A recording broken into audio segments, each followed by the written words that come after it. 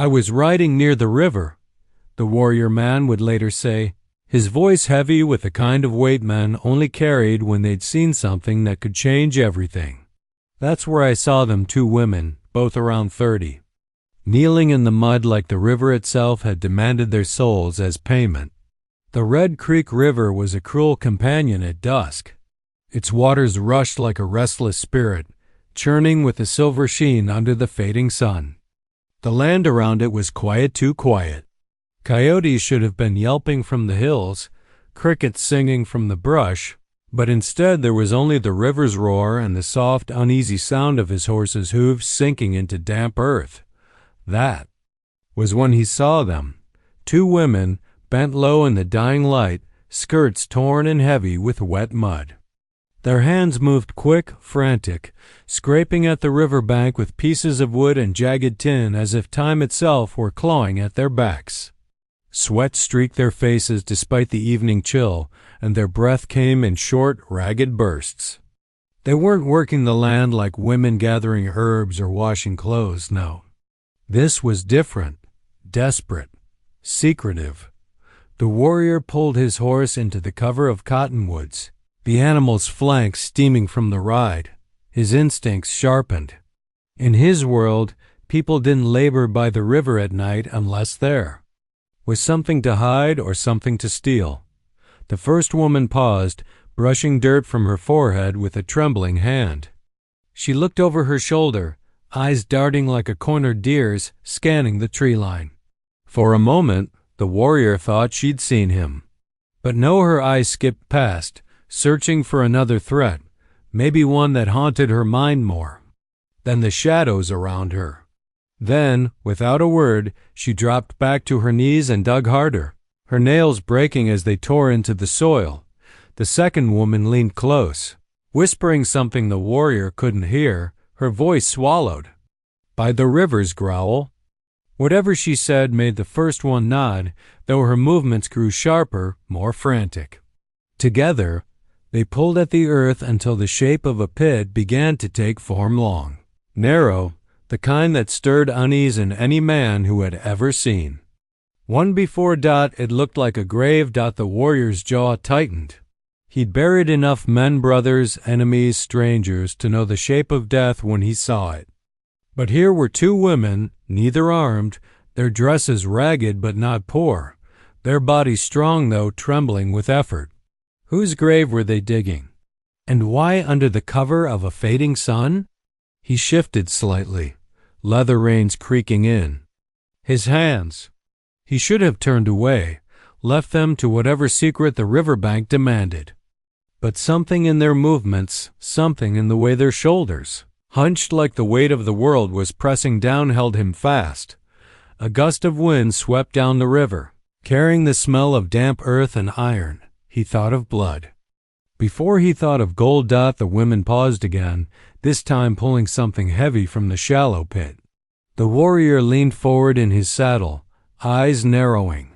It wasn't gold, not a chest, not a sack of coins. It was a wooden box, plain and scarred, just big enough to carry something important or someone. The warrior's heart gave a single, hard thud. He had seen boxes like that before, left behind after raids, after fires, after grief had torn through a family like a flood. He had seen them filled with rifles, with contraband, with bones.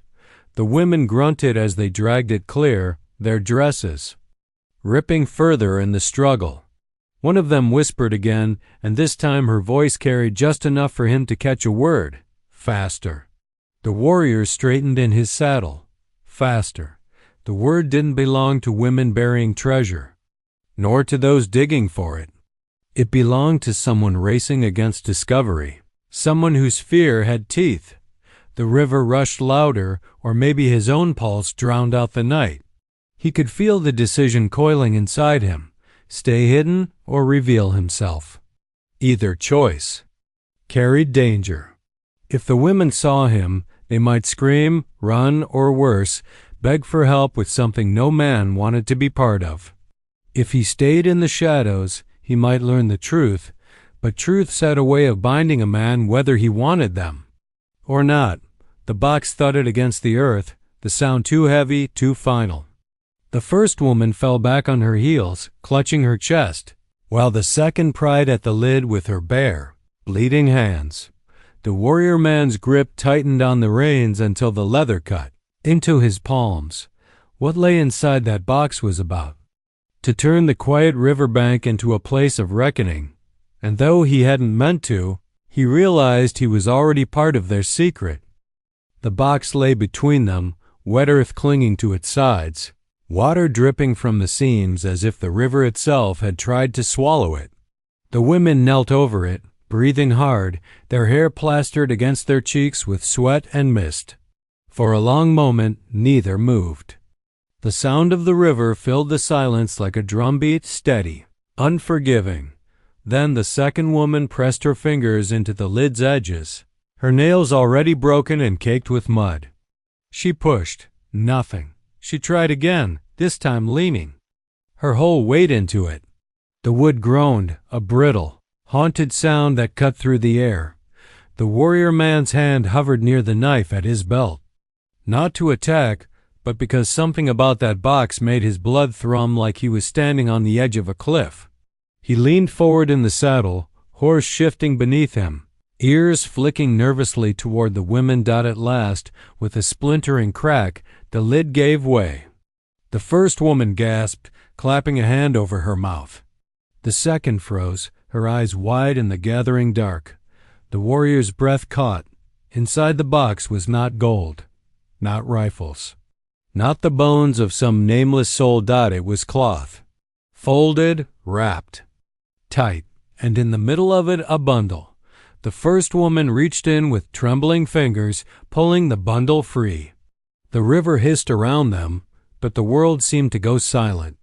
She unwrapped the cloth, layer by layer, until the truth was bared to the night. A child. The warrior felt his chest seize.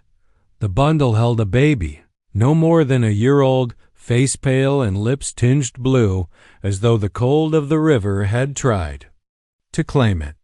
The tiny chest rose and fell, shallow, fighting for breath. The women moved in a frenzy now, pressing the child against their skirts, trying to warm it, rubbing its arms and legs. One of them whispered words that broke like glass in the air. "Don't you die. Don't you dare die now." The warrior closed his eyes for half a heartbeat. A baby in a box, buried at the river's edge. Who had put it there and why? He opened his eyes again. He should have turned away then. It wasn't his fight, not his burden. Yet something deep, older than the land itself, twisted in his chest. A memory. A night long ago, his own brother wrapped in a blanket, cold and still before morning came. A life taken too soon. The first woman clutched the child to her breast, rocking, while the second dug again at the pit with desperate hands. She wasn't burying now, she was widening the hole. The warrior frowned. It wasn't a grave they wanted anymore. It was something else. "Cover it back up," the second urged, her voice carrying over the water. "If anyone finds it, if he finds it, we're finished." The word cut sharper than a blade. Whoever he was, these women feared him enough to dig through the riverbank at dusk, enough to bury or unbury a baby in secret. The warrior's grip on the reins turned iron hard. His horse shifted, picking up the tension humming in his body. He had seen cruelty before. White men starving tribes from their lands, traders cutting throats for gold dust, fathers abandoning children to wolves. But what he saw here, two women caught between fear and duty, trying to save a child while hiding it from someone who wanted it gone, was a cruelty with no clean edges. The baby whimpered then, the sound faint but alive. The warrior's heart pounded at the fragile defiance of it. The first woman pressed her lips to the child's forehead, whispering again, her voice breaking, "You'll live. You have to live." The second woman shook her head, dirt streaking her cheeks. "Not if he finds us. Not if he knows." The warrior exhaled slowly, his breath fogging in the cold air. He knew he should stay hidden, let their secret remain theirs. But the land had a way of binding men into stories they never asked to join. His horse stamped, the sound loud against the river's hush. Both women's heads snapped up. Their eyes darted to the tree line. The warrior man had a choice: step into the open, or retreat into the shadows and carry the burden of silence. The baby whimpered again, louder this time, and just like that, he knew there was no walking away. The warrior man sat in the saddle a moment longer, hidden in the trees, the river running wild at his back. His chest was tight, his breath steady but heavy. He knew the choice had already been made the moment he saw the child's blue-tinged face, the moment he heard that weak, fragile whimper. A man could pretend to walk away from a fight, but his spirit already knew when it was bound. He nudged his horse forward. The animal stepped out from the shadows of the cottonwoods, hooves thudding softly into the damp earth. Moonlight struck his bare shoulders, the necklace of bone and feather at his throat, the long black hair that fell loose against his chest. He rode tall and silent until the women saw him. They froze. The first clutched the baby tighter, pressing its face against her breast as if her body alone could shield it from him. The second scrambled to her feet, a rusted tin shard in her hand like a blade. Her eyes blazed in the dark, fear, anger, desperation all tangled in one. "Stay back," she hissed. The warrior did not slow. His horse moved forward until he reined it in at the edge of the pit they had dug. His eyes dropped to the box half buried in mud, then rose to the bundle trembling in the first woman's arms. He spoke low, his voice even as the river. "You dig graves by moonlight. You open boxes with broken hands. Tell me, who do you fear so much that you would bury a child?" The second woman tightened her grip on the shard, her chest heaving. "It's none of your concern." The first whispered, rocking the baby, "Please, go. If he finds you here too—" She stopped herself, her voice trembling. The warrior leaned down from the saddle, eyes fixed on her. "If who finds me?"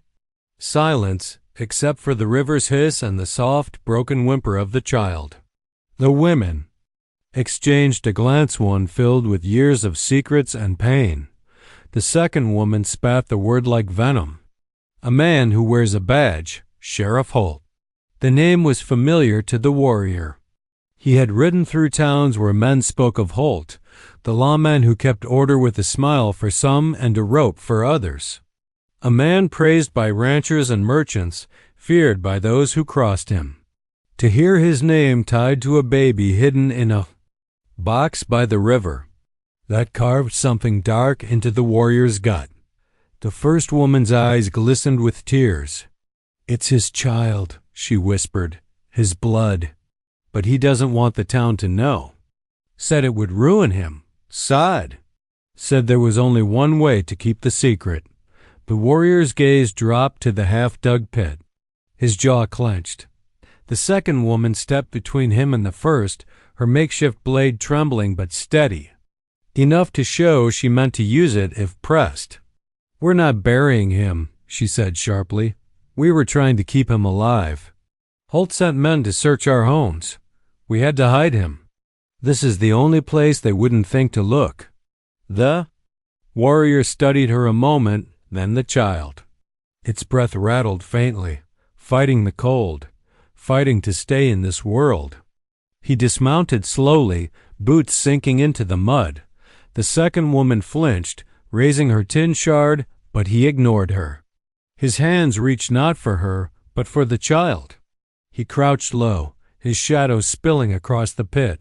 "Give him to me," he said softly. The first woman clutched tighter, tears streaking down her cheeks. "Why should we trust you?" The warrior's dark eyes met hers. "Because he is cold. Because his breath is thin. Because if you hold him like that much longer, the river will have his spirit before dawn." The baby whimpered again, weaker this time. The first woman broke. She loosened her hold, trembling, and placed the bundle carefully into the warrior's. Waiting arms, his hands cradled the child with surprising gentleness, as if the weight of it were sacred. He pressed the small body against his bare chest, the heat of his skin wrapping around the fragile form. He felt the faint heartbeat against him, weak but there. The second woman lowered her makeshift blade, her body sagging with exhaustion. "What do you intend to do?" The warrior looked down at the child, then back at them. "Keep him alive. Whatever secret you bury here tonight, it will not be this boy." The river rushed louder, like it carried the echo of his vow. The women stared at him, torn between hope and dread, knowing that if Sheriff Holt discovered what had happened here, if he learned the child was still alive, the storm that followed could burn through the whole town. But in that moment, with the baby's breath growing just a little stronger against the warrior's chest, they knew there was no turning back. The warrior man stood with the child pressed against his chest, feeling its shallow breaths flutter like the wings of a bird caught in a storm. The women stared at him in silence, their faces pale and streaked with dirt, waiting for what he would say next. But before words could pass between them, the night itself shifted. From upriver came the sound of horses, hooves striking stone, harnesses jingling. Men's voices carried faint on the wind, growing clearer with each heartbeat. The women froze. The second dropped the shard of tin into the mud, her eyes wide with terror. The first clutched her mouth to stifle a sob. "There. Here," she whispered. The warrior moved fast, his instincts sharp as a blade. He shifted the child higher against his chest, wrapping the cloth tighter around its tiny body to shield it from the cold night air. Then he jerked his chin toward the cottonwoods. "Move, now." The women hesitated, their bodies paralyzed by fear. But when the distant crack of a whip snapped across the river's silence, they scrambled to follow. The warrior led them into the shadow of the trees, guiding his horse with a firm hand. The thick branches swallowed them just as lantern light began to flicker on the far banked-out Sheriff Holt's men. There were 3 of them, mounted and loud, their laughter jagged and cruel. One swung a lantern high, the yellow light cutting across the dark water like a knife. The river glowed in shards, glistening off the wet mud where only moments ago the box and women had been. "Search the bank," one barked. "Sheriff says the wretches were seen coming this way." The warrior pressed his back to the tree, motioning the women to stay silent. He held the baby close, feeling the small chest rise and fall with each fragile breath. He could hear the men dismounting, boots splashing into the shallows, voices muttering curses. The first woman leaned toward him, whispering so faintly her lips barely moved. "If they find us—" "They won't," the warrior cut her off, voice low, steady. "Not tonight." But his words were a prayer as much as a promise. One of the men's lanterns swept dangerously close, its glow grazing the tree line. Another kicked at the half-dug pit. "Hell's this?" the man muttered. "Looks like they were burying something." The warrior's jaw tightened. He could almost see it, the sheriff's men piecing the story together, the secret spilling into their hands. His body tensed, every muscle ready to strike, but the baby whimpered. The sound was faint, almost swallowed by the roar of the river, but to the warrior, it thundered in his ears like a gunshot. The first woman's hands flew to her mouth again, her eyes brimming with panic. The second reached for the warrior's arm as if to beg him to silence the child. The lantern light froze. One of the men straightened, head cocked. "You hear that?" The others paused, listening. The warrior's heart hammered. He pressed the child tighter against his chest, rocking it gently, whispering words in his own tongue, soft, rhythmic, meant to soothe. He felt the baby's body relax, the sound dwindling into silence. One of the men snorted. "Nothin' but the river. Keep diggin'. Sheriff wants proof they came this way." The tension drained just enough for the warrior to breathe again, but he knew this would not last. The sheriff's men would search every bend of the river, every cabin, every hollow. And once they returned with word of a disturbed pit, Holt himself would ride out, bringing more men, more dogs, more fire.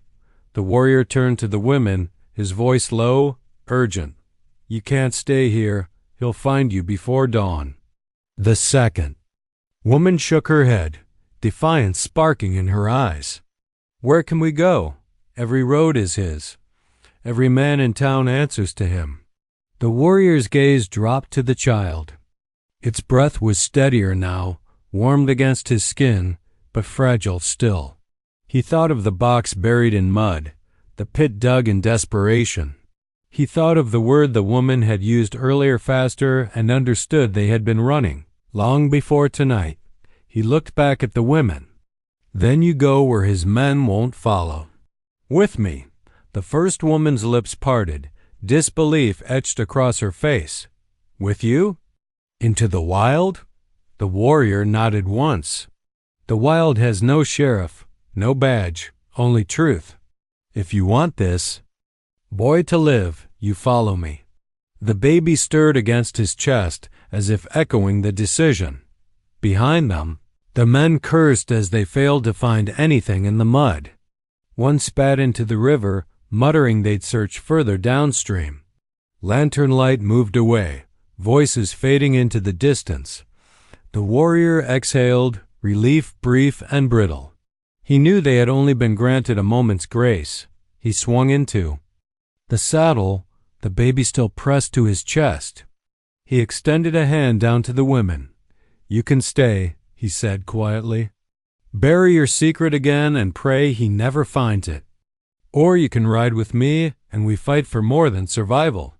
The river surged behind him, black and endless. The women looked at one another, torn between terror and hope. And then the first placed her hand in his. The warrior man pulled the first woman into the saddle behind him, the baby nestled between them. The second scrambled up on his horse's flank, clinging to the back with white-knuckled hands. It was no easy thing to ride three to a mount, but the horse was strong, bred for the long trails of the high country. With a low whistle and a firm press of his knees, the warrior turned the animal into the trees. Leaving the river and the half-dug pit behind, the night swallowed them whole. Branches whipped past, shadows thick as tar, the hooves thudding a rhythm, like a heartbeat against the earth. The baby stirred against his chest, and the warrior adjusted the bundle, shielding it from the wind. He rode silent, every sense alert, listening for the sounds of pursuit. Behind them, faint at first, came the echo of men's voices. Holt's riders had turned downstream, but soon they would double back. A disturbed pit. Tracks in the mud it wouldn't take sharp eyes to know someone had been there. The second woman clung to his shoulders, her voice low and shaking against the rush of wind. "Where are you taking us?" The warrior did not look. Back, up, away from the river, into the hills. "The hills?" she gasped. "There's nothing there but rocks and wolves." "That," the warrior said evenly, "is why Holt won't follow." They rode hard for nearly an hour until the sound of the river faded to a distant roar and the land tilted upward into the broken ridges. The moonlight painted the rocks silver, the trees black against the stars. The air grew colder, sharper. Carrying the smell of pine and stone, at last the warrior reined in beneath a bluff, a wall of granite rising like a shield above them. He swung down, lifting the baby gently before helping the women dismount. The horse snorted, sides heaving, but stood steady as the warrior stroked its neck. "We rest here," he said, his voice quiet but firm. "Not long, just enough to give." The horse breath. The women collapsed against the stone, their dresses torn and muddy, hair tangled, faces streaked with fear and exhaustion. The first clutched at the baby as the warrior passed him back into her arms, pressing her cheek to the child's forehead. "He's warmer," she whispered, almost in disbelief. "He's breathing steadier." The warrior crouched near, his eyes scanning the child with a warrior's patience. "He lives," he said simply. The second woman wrapped her arms around herself, rocking slightly. "Do you have any idea what Holt will do if he finds us gone?" "Yes." The warrior's tone carried no doubt. "He will kill you." "And the boy?" Her head jerked up, eyes blazing. "Then why help us?" "You don't even know us." The warrior met her gaze, steady as stone. "I know the boy." "That is enough." For a long moment, only the night spoke the whisper of wind through pine, the faint cry of an owl in the distance. Then, far below in the valley, came the sound of a horn. A sharp, cutting blast. The women stiffened. The warrior rose, eyes narrowing. "Toward the darkness beyond the bluff." "He knows," he said. "The sheriff knows you've run." The horn echoed again, followed by the faint drumming of hooves. Many horses this time, moving fast. The first woman clutched the baby tighter. "We can't outrun them." The warrior turned, his hair catching the moonlight, his face carved in shadow. "You don't outrun wolves. You climb higher where they cannot reach." He moved quickly, gathering fallen branches, scattering leaves to cover the horses' tracks. Then he led them along a narrow path that zigzagged upward into the ridge.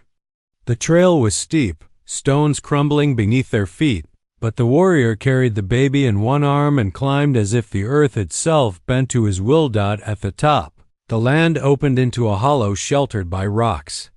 A small fire pit lay there, cold ashes telling of a camp long abandoned. The warrior set the baby down gently on his blanket and motioned for silence. From the ridge, they could see the lanterns below.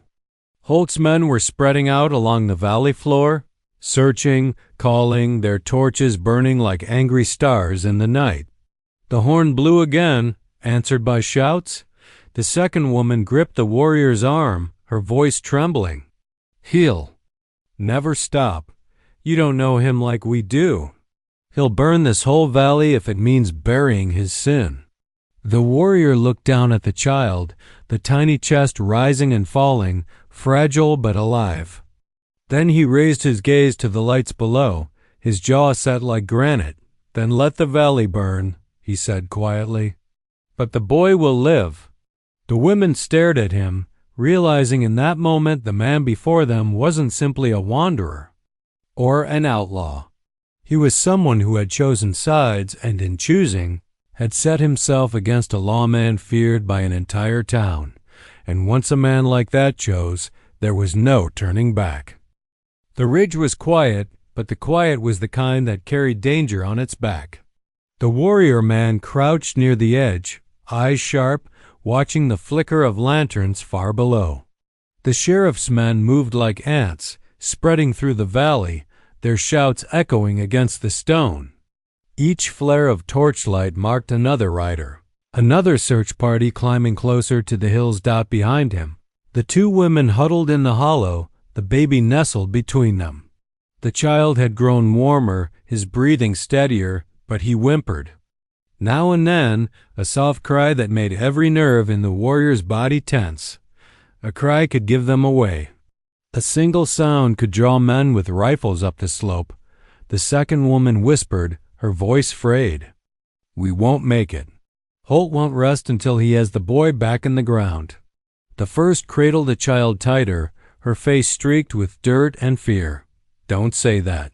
The warrior turned to them, his shadow long in the moonlight.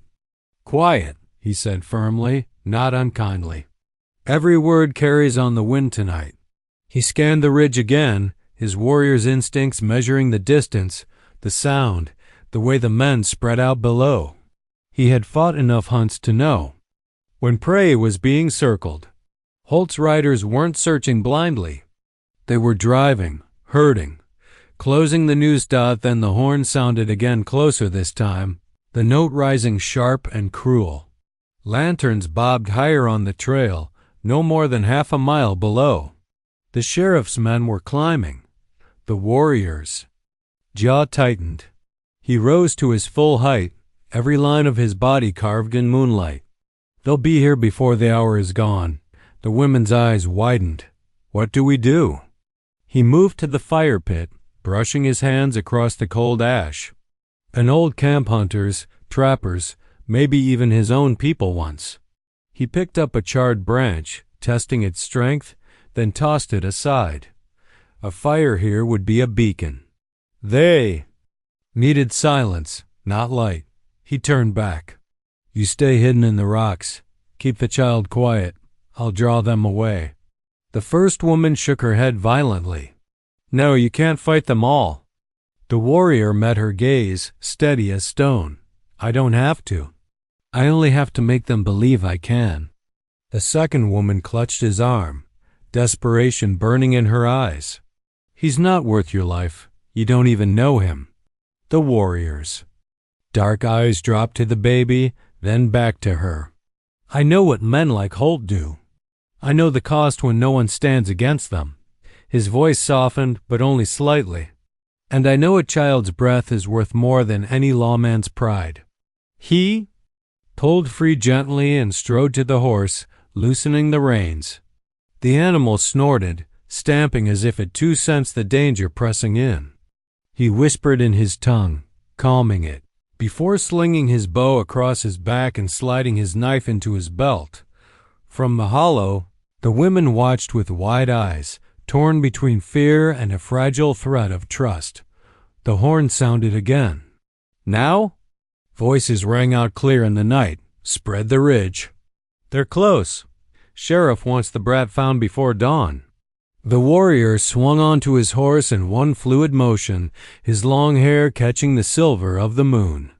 For a moment, he looked back at the women, at the bundle cradled in their arms. Do not move until the dawn comes, he told them. If I do not return, follow the high trail east. It will take you out of this valley. The first woman's lips trembled. But what about you? The warrior's gaze was unflinching. The mountain chooses who it keeps. If it takes me, then run faster than Holt's men can follow. He dug his heels into the horse, and the animal leapt forward, hooves striking sparks on the stone. The sound carried down the ridge, loud, deliberate. The lanterns below flared as the riders turned toward it, shouts erupting. There! Up! The trail! After him! The warrior drove his horse along the ridge path, every stride loud as thunder, pulling the hunters to him. Arrows of torchlight followed, voices cursing, rifles cocking. He rode straight and proud, a shadow against the sky, daring them to chase. Behind, in the hollow, the women held their breath as the sounds of pursuit echoed away into the night. The baby stirred but did not cry, his tiny chest rising steady. Against the woman's arm, but even as the noise faded, fear gnawed at them. Holt himself had not yet shown. And they knew the sheriff was a man who did not leave hunts to others.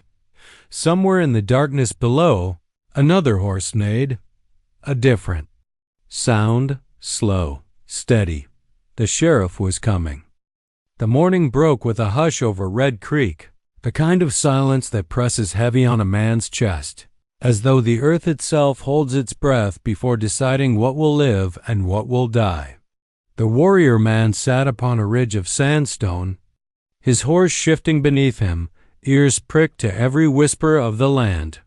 Below, the river coiled like a silver serpent, winding past the very bend where he had first seen the two women in the mud. Only now, it was no secret they carried. It was blood, gold, and the weight of survival. The women rode close together, their dresses tattered, faces pale with exhaustion, but eyes burning with something fierce. They no longer looked like desperate diggers clawing at the dirt. They looked like fighters. And he knew it wasn't just the secret they'd buried by the river that gave them that strength.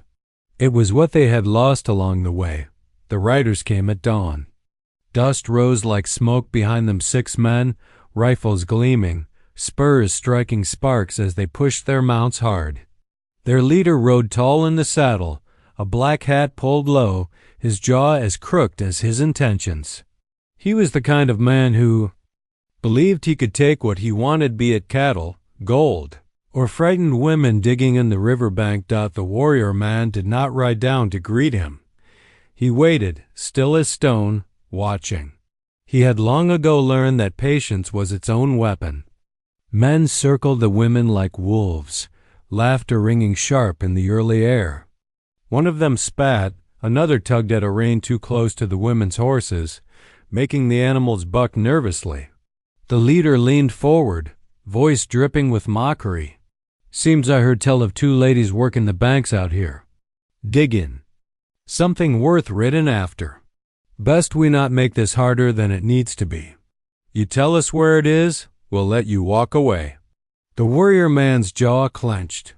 He saw the younger woman's hand drift toward her saddlebag, where the worn handle of a pistol glimmered faintly. Brave but reckless. Her finger trembled. Then came the sound. The warrior urged his horse forward, and the earth seemed to rumble with him. He did not announce himself with words, but with presence. Horse pounding down the ridge, long hair streaming, chest bare beneath the sun, weapon slung across his back like thunderclouds ready to break. The men stiffened. Laughter died on their lips. The leader squinted. "Well, hell, look who rides down. Thought you disappeared with your people, warrior. Seems you got a habit of showing up where you ain't called." The warrior dismounted slowly, boots striking dirt. He looked at the women, then at the men, his silence cutting deeper than any curse. Finally he spoke, his voice like gravel dragged across steel. "They were digging for survival. You ride for greed. You think I won't stand between the two?" The leader smirked, though his men shifted uneasily in their saddles. 1 man against 6? The warrior's hand rested lightly on the haft of his hatchet. 1 man is enough. The standoff stretched like rawhide pulled to breaking. The wind hissed through the cottonwoods, the river gurgled, the women held their breath. Then came the first twitch, a rider jerking his rifle up, nerves snapping. It was the last mistake he'd make. The warrior moved like lightning, hatchet flying from his hand. It struck true, and chaos erupted. Horses screamed, gunfire cracked, the air filled with smoke and dust. The women fired too, their shots sharp and desperate, their fear turned into fury. One of the outlaws toppled into the dirt, another clutched his leg, howling. The leader fought hardest, spitting curses, his revolver flashing. But the warrior met him head on, their struggle fierce, brutal, until the man lay broken in the dust, his black hat crushed beneath a boot heel. When silence returned, it was heavy and final. 3 men rode off bleeding, broken pride trailing behind them. 3 did not rise at all. The warrior stood breathing hard, sweat and dust streaking his body, hatchet heavy in his hand. The women dismounted, one clutching the other, tears mixing with dirt on their faces. They looked at him not with fear, but with something closer to reverence. The river moved quietly, carrying secrets downstream. Whatever they had buried by its bank would remain hidden for now, perhaps gold, perhaps something more human, more fragile. But it was safe. The warrior man looked at them, his voice low. "Survival don't come from what you dig from the earth. It comes from what you hold in your heart. You stood when you could have bowed. Remember that." He turned, mounted his horse, and rode into the horizon, the sun painting fire across the sky. Behind him, the women stood tall beside the river, no longer just survivors of a secret, but witnesses to a man who chose to stand with them when no one else would. The land fell quiet again, as if it had all been a dream. But in Red Creek, whispers would grow of that dawn of the warrior who rode out of the ridge like thunder, and of the 2 women whose secret changed everything.